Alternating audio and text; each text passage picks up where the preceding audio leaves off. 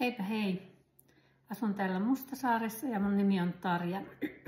Olen muuttanut viime kesänä Vaasan puolelta tähän Mustasaareen ja keittiö on sillä lailla vielä suht uusi mulle itselle, mutta olen mä tässä jo aika paljon kerennyt leipoa, että tutuksi on tullut laitteet ja pöydät.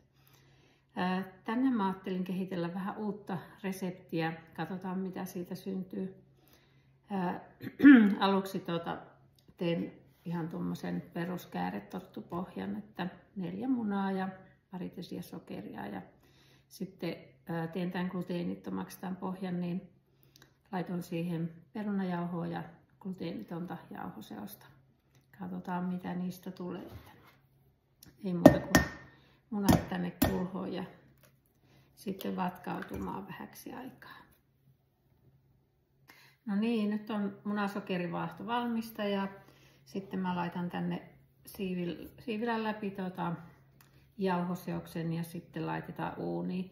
Eihän tää kääretorttupohja siis ole mikään uusi resepti, mutta mulla oli semmonen yksi idea, mihin mä käyttäisin sitten vähän noita valmiiksi jo aiemmin ostettua sitruunakreemiä esimerkiksi, niin kokeilen tehdä vähän semmoisen juustokakkutyyppisen, mutta tuommoisella kääretorttupohjalla.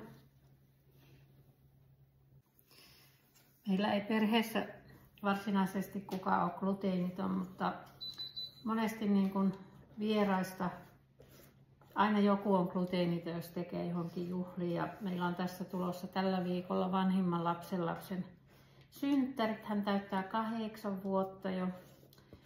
Niin tämä voisi mennä niin kuin sinne synttärivieraille, että niissä aina joku on gluteeniton, niin on sitten heillekin tarjottavaa. Että mä tykkään laittaa niin kuin kaikille jotakin, että leivon sillä lailla juhliin tai vieraille, että passaisi sitten semmoisillekin, joilla on jotain allergioita.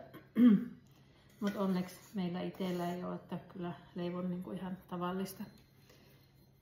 tavallisilla vehnäjauhoilla monestikin. Mä leikkasin tähän kääretorttupohjaan valmiiksi tämmöisiä suikaleita ja mä laitan nyt tähän tämmöistä limeä ja lemon curdia. Ja sitten rullailen noita suikaleita sillä, että tää on noin ehkä 4 sentin levyinen tuo yksi suikale ja mä rullailen niitä niin kauan, että saan ton tämmöisen vuon pohjalle sitten näistä semmoisen mukavan pohjan sille kaakulle. Ja tähän tyyliin, että vähän niin kuin lumipalloa pyörittelisi, niin tehdään tämmönen rinkula. Niin, rinkula on tuolla oottamassa. Tämmönen tuli siitä pohjasta. Ja sitten täytteeseen mä patsaan kermaa.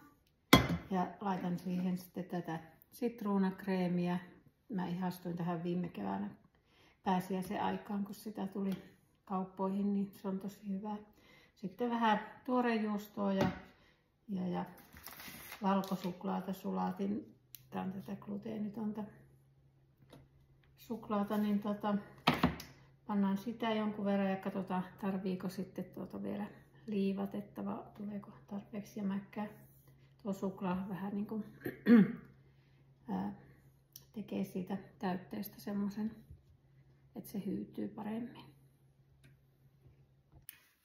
Sitten täyte on täällä nyt tehtynä. Siinä oli sitruunakreemiä, kermavaahtoa, tuorejuustoa ja valkosuklaata sulatettuna. Sitten mä laitoin vähän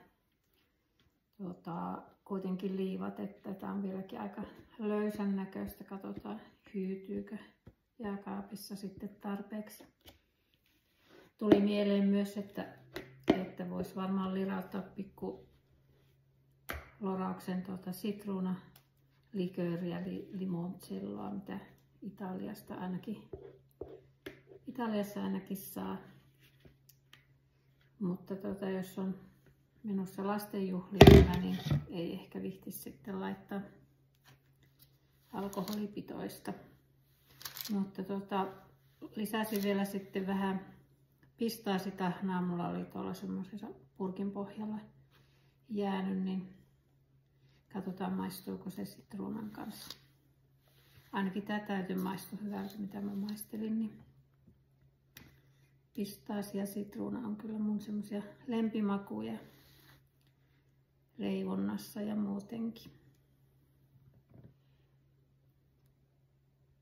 Sitten pannaan kakku jääkaappiin hyytymään ja saa olla vaikka huomispäivään asti, mutta illalla voisi katsoa, jos ehtii koristella ja keksisi tähän jonkun kivan värisen kiilteen.